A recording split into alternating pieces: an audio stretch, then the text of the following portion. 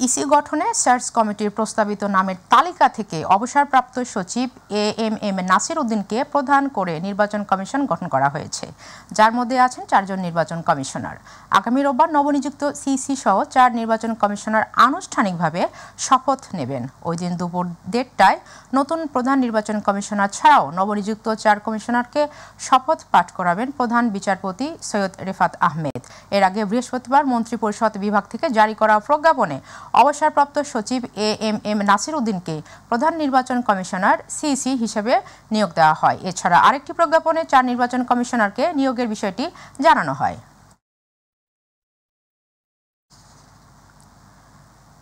ফ্যাসিবাদ পুরোপুরি নির্মূলে এর অনুসারীদেরও প্রতিহত করতে হবে বলে জানিয়েছেন অন্তর্বর্তী সরকারের গৃহায়ন ও গণ উপদেষ্টা আদিলুর রহমান খান। সকালে ঢাকা বিশ্ববিদ্যালয়ের টিএসসি মিলনায়তনে আয়োজিত আন্তঃ বিশ্ববিদ্যালয় বিতর্ক প্রতিযোগিতার উদ্বোধন অনুষ্ঠানে এমন মন্তব্য করেন তিনি। উপদেষ্টা আদিলুর রহমান খান বলেন, ফ্যাসিবাদ বিদায় নিলেও তার অনুসারীরা এখনও শেষ হয়নি, এদের উপড়ে ফেলতে হবে। ফ্যাসিবাদ বারবার ফিরে আসবে, তাদের প্রতিহত করতে হবে। এ সময় হতাশ না হয়ে লক্ষ্যে স্থির থাকতে শিক্ষার্থীদের ঐক্যবদ্ধ থাকার আহ্বান জানান উপদেষ্টা। ঢাকা বিশ্ববিদ্যালয় ডিবেটিং সোসাইটি ও বেসরকারি উন্নয়ন সংস্থা অ্যাকশন এইড আন্তঃ বিশ্ববিদ্যালয় বিতর্ক প্রতিযোগিতার আয়োজন করে। ফ্যাসিবাদের পতন হলেও কিন্তু সংগ্রাম শেষ হয়ে যায় না, তার এলিমেন্টসগুলো বজায় থাকে, যেটাকে উচ্ছেদ করতে হয়। আপনাদের এই সংগ্রামে যারা ছিল তারা বন্ধু, অন্যরা চলে যাবে। আপনাদের এই বন্ধুত্ব ধরে রাখবেন, ঐক্যবদ্ধ থাকবেন। ফ্যাসিবাদ বারে বারে ফিরে আসতে পারে, সেটা প্রতিহত করবেন। যুদ্ধ বিধ্বস্ত লেবানন থেকে দেশে ফিরেছেন আটকে পড়া আরও ৮২ বাংলাদেশি। গতকাল বৃহস্পতিবার রাত 11টার দিকে বেসরকারি একটি ফ্লাইটে তাদের দেশে ফিরিয়ে আনা হয়। বিষয়টি নিশ্চিত করেছে পররাষ্ট্র মন্ত্রণালয়। পররাষ্ট্র মন্ত্রণালয় জানায়, গতরাতে পররাষ্ট্র মন্ত্রণালয়, প্রবাসী কল্যাণ ও বৈদেশিক কর্মসংস্থান মন্ত্রণালয় এবং আন্তর্জাতিক অভিবাসন সংস্থা IOM এর সহযোগিতায় দেশে ফিরেছেন তারা। তাদের মধ্যে সরকারি খরচে ৭৬ জন ও IOM এর সহযোগিতায় ফিরেছেন 6 জন। এ নিয়ে লেবানন থেকে এ পর্যন্ত দেশে ফিরেছেন 697 জন। এছাড়া বোমা হামলায় একজন বাংলাদেশি নিহত হওয়ার খবর পাওয়া গেছে। পররাষ্ট্র মন্ত্রণালয় জানায়, লেবানন থেকে যারা দেশে ফিরতে ইচ্ছুক তাদের সকলেই সরকার নিজ খরচে দেশে ফিরিয়ে আনবে। বাংলাদেশের টেকসই অর্থনীতি, স্থিতিশীলতা প্রবৃদ্ধির পাশাপাশি অর্থবহ ও মানসম্পন্ন চাকরির ক্ষেত্রে সহযোগিতার লক্ষ্যে 4 দিনের সরকারি সফরে ঢাকায় আসছেন যুক্তরাষ্ট্রের বাইডেন প্রশাসনের একটি প্রতিনিধি দল। মার্কিন পররাষ্ট্র দপ্তর এক বিজ্ঞপ্তিতে জানায়, পররাষ্ট্র দপ্তরে আন্তর্জাতিক শ্রম বিষয়ক বিশেষ প্রতিনিধি কেলি এম ফে রদ্রিগেজ এবং শ্রম বিভাগের পক্ষে ডেপুটি আন্ডার সেক্রেটারি থিয়ালি প্রতিনিধি দলটির নেতৃত্ব দেবেন। সফরকালে প্রতিনিধি দল অন্তর্বর্তী সরকারের কর্মকর্তা, পোশাক শিল্পের মালিকপক্ষ ও শ্রমিক ইউনিয়নের অংশীজনের সঙ্গে দেখা করবে। তৈরি পোশাক খাতে বিনিয়োগ করা মার্কিন প্রতিষ্ঠানের প্রতিনিধি ও বৈশ্বিক শ্রম বিশেষজ্ঞদের সঙ্গে বাংলাদেশের অর্থনীতি, গণতন্ত্র ও শ্রমিকদের কিভাবে সর্বোত্তমভাবে সহায়তা করা যায় সে বিষয়ে আলোচনা করবে তারা। এই সফরে অর্থনৈতিক উন্নয়ন, আন্তর্জাতিকভাবে স্বীকৃত শ্রমের মান, সেই সঙ্গে টেকসই প্রবৃদ্ধি ও উন্নয়ন ও সমৃদ্ধির অগ্রগতির প্রতি মার্কিন যুক্তরাষ্ট্রের অঙ্গীকারের ওপর জোর দেওয়া হয়েছে।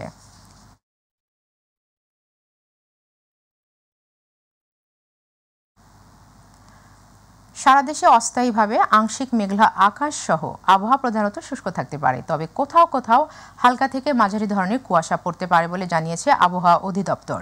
বৃহস্পতিবার সন্ধ্যা 6টা থেকে পরবর্তী 72 ঘন্টার পূর্বাভাসে বলা হয়েছে, বৃহস্পতিবার সন্ধ্যা 6টা থেকে পরবর্তী 24 ঘন্টায় অস্থায়ীভাবে আংশিক মেঘলা আকাশ সহ সারা দেশের আবহাওয়া প্রধানত শুষ্ক থাকতে পারে। ভোর থেকে সারা দেশের কোথাও কোথাও হালকা থেকে মাঝারি ধরনের কুয়াশা পড়তে পারে। এছাড়া সারা দেশে রাত এবং দিনের তাপমাত্রা সামান্য হ্রাস পেতে পারে। শুক্রবার সন্ধ্যা 6টা থেকে পরবর্তী 24 ঘন্টায় অস্থায়ীভাবে আংশিক মেঘলা আকাশ সহ সারা দেশের আবহাওয়া প্রধানত শুষ্ক থাকতে পারে। ভোরের দিকে সারা দেশের কোথাও কোথাও হালকা থেকে মাঝারি ধরনের কুয়াশা পড়তে পারে। সারা দেশে রাত এবং দিনের তাপমাত্রা সামান্য হ্রাস পেতে পারে। শুষ্ক আবহাওয়ায় বেড়েছে রাজধানীর বায়ু দূষণ। আজ বিশ্বের 120 শহরের মধ্যে বায়ু দূষণে শীর্ষ 3 নম্বরে উঠে এসেছে ঢাকা। সকাল 9:30টায় সুইজারল্যান্ড ভিত্তিক বায়ুমান পর্যবেক্ষণকারী প্রযুক্তি প্রতিষ্ঠান IQAir সূচক থেকে এই তথ্য জানা যায়। আইকিউ এয়ার বাতাসের মান নিয়ে লাইভ বা তাৎক্ষণিক সূচক প্রকাশ করে, যা একটি নির্দিষ্ট শহরের বাতাস কতটা নির্মল বা দূষিত সে সম্পর্কে মানুষকে তথ্য দেওয়ার পাশাপাশি সতর্ক করে। শুক্রবার সকাল 9:30টায় আইকিউ এয়ার সূচকে সবার শীর্ষে অবস্থান করছে পাকিস্তানের লাহোর। শহরটির বাতাসের মানের স্কোর 499। বাতাসের এই মান নাগরিকদের জন্য ঝুঁকিপূর্ণ হিসেবে ধরা হয়। এদিকে বায়ু দূষণে বিশ্বের 120 শহরের মধ্যে তালিকায় 2 নম্বরে আছে প্রতিবেশী দেশ ভারতের দিল্লি। শহরটির বাতাসের মানের স্কোর 416। বাতাসের এই মানও নাগরিকদের জন্য ঝুঁকিপূর্ণ হিসেবে ধরা হয়। এছাড়া 179 স্কোর নিয়ে রাজধানী ঢাকার অবস্থান তালিকার শীর্ষ 3 নম্বরে।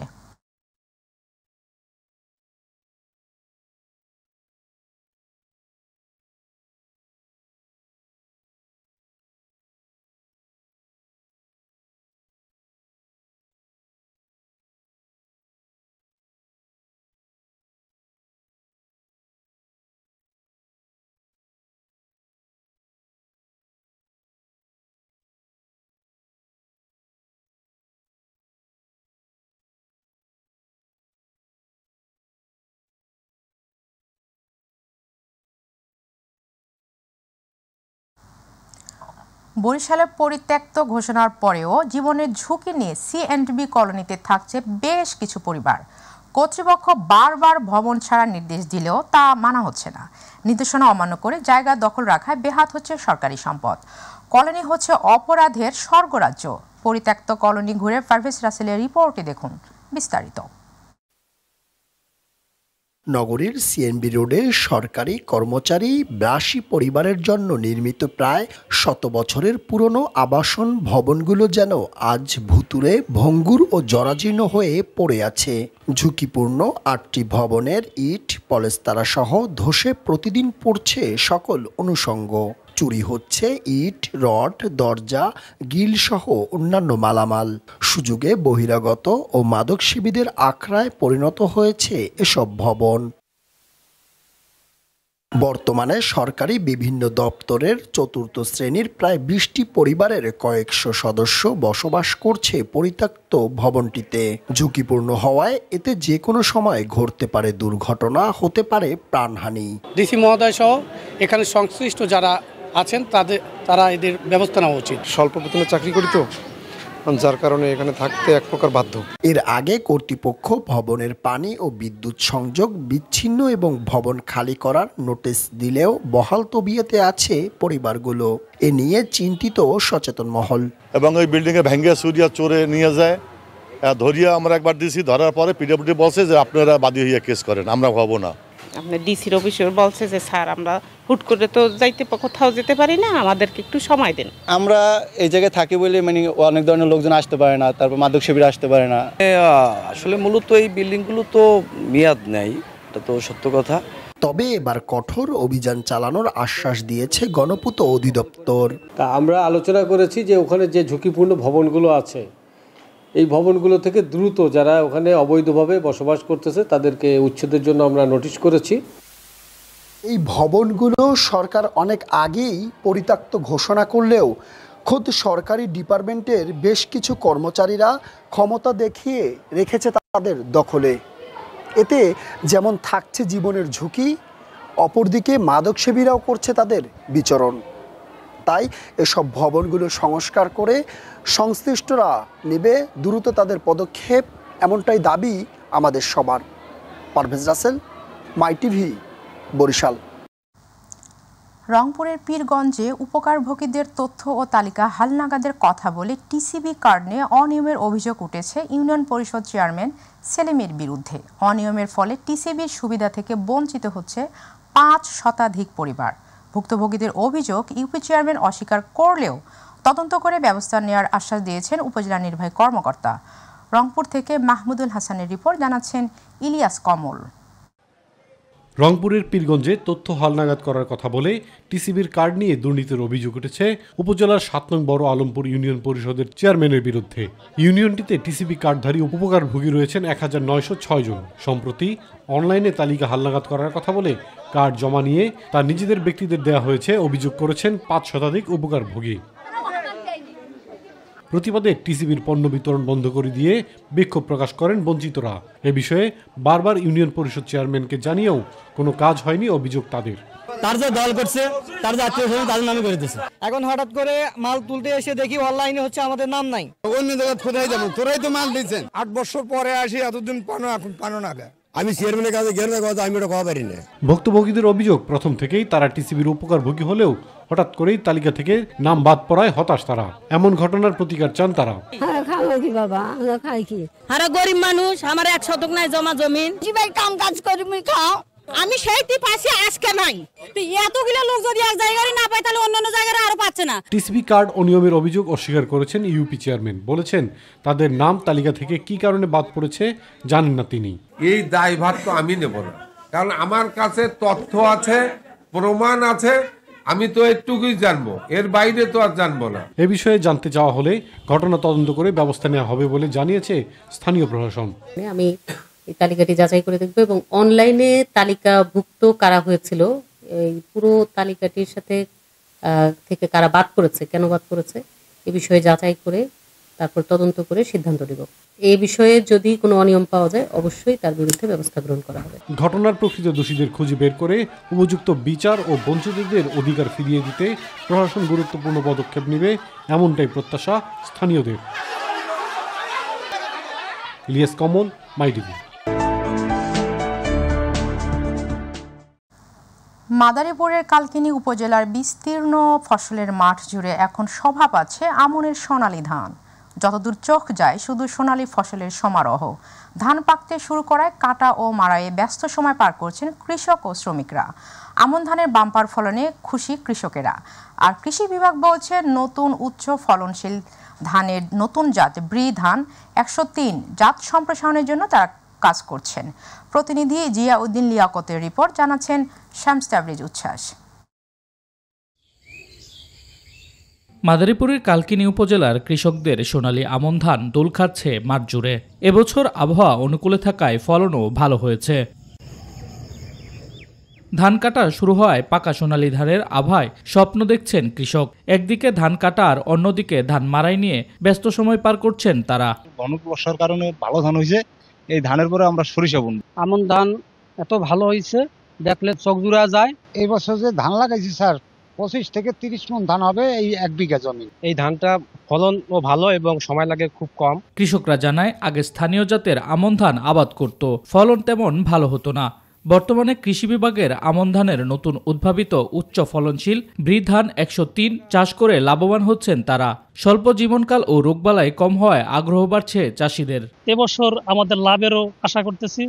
আলহামদুলিল্লাহ খুব ভালো ফলন হয়েছে। রোপা আমন ধানের মাঠে ব্যাপক ফলন হয়েছে। নতুন নতুন জাত কৃষকরা হাতে পেয়েছে উপজেলা কৃষি অফিসের মাধ্যমে। কৃষক এই ধানটা করার ফলে আগে যে ধান কত তার চেয়ে দ্বিগুণ ফলন পাইতেছে। আর আমন ধানের নতুন উচ্চ ফলনশীল জাতের চাষ ছড়িয়ে দিতে পারলে দেশে খাদ্য নিরাপত্তা নিশ্চিত করা যাবে বলে জানিয়েছেন উপজেলা কৃষি বিভাগ। আমরা কৃষকদের মাধ্যমে বীজ দিয়ে এই ব্রি ধান 103 আমরা চাষ করেছি এবং এই ধানের অসাধারণ ফলন এবং আমাদের কৃষক ভাইরা অত্যন্ত খুশি। আমরা যদি এই ধানটা সারা কালকিনিতে সম্প্রসারণ করতে পারি তাহলে আমন ধান চাষে কৃষিতে একটা বিপ্লব ঘটে যাবে।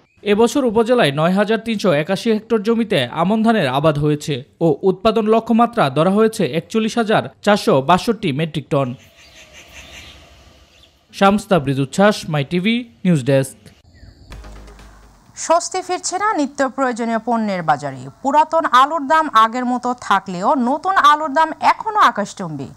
যা আমদানি করা পেঁয়াজের দাম কেজি প্রতি 10 টাকা কমলেও দেশি পেঁয়াজের দাম বেড়েছে কেজি প্রতি 10 টাকা। শীতের আগমনে সবজির দাম আশানুরূপ কমেনি বলে অভিযোগ ক্রেতাদের। তবে এ সপ্তাহে খোলা সয়াবিন ও পাম অয়েলের দাম বেড়েছে। বাজার পরিস্থিতি জানাচ্ছেন SM তানবীর। দিন দিন যেন আলুর দাম বাড়ছেই। বন্যায় ফলনের দেরি হওয়া এবং হিমাগারে আলুর দাম বেশি হওয়ায় দাম কমছে না বলে জানালেন বিক্রেতারা। নতুন আলু 140 টাকা এবং পুরাতন আলু 70 থেকে 80 টাকায় বিক্রয় হচ্ছে। পাশাপাশি বাড়তি দামে বিক্রয় হচ্ছে পেঁয়াজ। আলু একটু রেট বেশি আর কি, গত সপ্তাহে 70 টাকা ছিল, আজকে আবার 80 টাকা। নতুন আলু 140, আপনার পেঁয়াজ হলো 130 টাকা ভাইয়া, এটা হলো দেশি পাবনাটা, আর ওই আপনার ইন্ডিয়ানটা হলো 110 টাকা। এই সপ্তাহে খোলা সয়াবিন তেল ও পাম অয়েলের দাম লিটারে 10 থেকে 15 টাকা বেড়েছে। তবে বোতলজাত তেলের দাম অপরিবর্তিত থাকলেও সরবরাহ কম বলে জানালেন বিক্রেতারা। কিছুটা কমেছে সব ধরনের মাছের দাম। সোনালী মুরগির দাম 10 থেকে 20 টাকা বাড়লেও আগের দামে বিক্রি হচ্ছে ব্রয়লার মুরগি। চিংড়ির দামটা এই সপ্তাহে একটু কমছে, মোটামুটি সব মাছই আর কি আগে থেকে একটু কমার চিন্তা ভাবনা আছে আর কি। সোনালী বিক্রি হচ্ছে 330-20, আর হলো ব্রয়লার 190 টাকা বিক্রি হচ্ছে। যেসব কম থাকে কমে বিক্রি করি, আর যেসব বাড়ে বিক্রি করি। বর্তমানে আমাদের যে সয়াবিন তেল, আমরা যদি 5 কার্টন তেল আছে, আমাদের 1 কার্টন দেয়, তেলের সরবরাহ নাই। শীতের আগমনে সবজির দাম কমার কথা থাকলেও তেমন প্রভাব লক্ষ্য করা যায়নি বলে আক্ষেপ ঝাড়লেন ক্রেতারা। সারা বছরই দেখা যায় যে বিভিন্ন একটা ইস্যু আছে। ওই যে মনে করেন যে বন্যার পানিতে সব ভেসে যায়, আবার রোদের তাপে সব পুড়ে যায়, তো আমরা মানে একটা অস্থির অবস্থার মধ্যে আছি। সবজির সিজন কিন্তু কোনো দাম কমে নাই, সব জিনিসের দাম বাড়তেই। এখন আলু হয়ে গেছে বিএপি খাদ্য। শসা নিলাম আর একটু বেগুন নিলাম, আর নেওয়ার ক্ষমতা নাই, এত দাম। আপনাদের ক্যামেরা দেখে ওনারা বলছে কমছে, আমাদের তো যখন আমরা কিনতে আসি তখন তার বলে না যে কমছে। মোটা চালের দাম কিছুটা কমলেও অপরিবর্তিত রয়েছে চিকন চাল সহ অন্যান্য নিত্য প্রয়োজনীয় পণ্যের দাম। এখন চিকন চালের দাম ঠিক আছে, এই বাড়তি অবস্থায় আছে, কিন্তু মোটা চালের দাম কমছে। এস এম তানবীর, মাই টিভি, ঢাকা।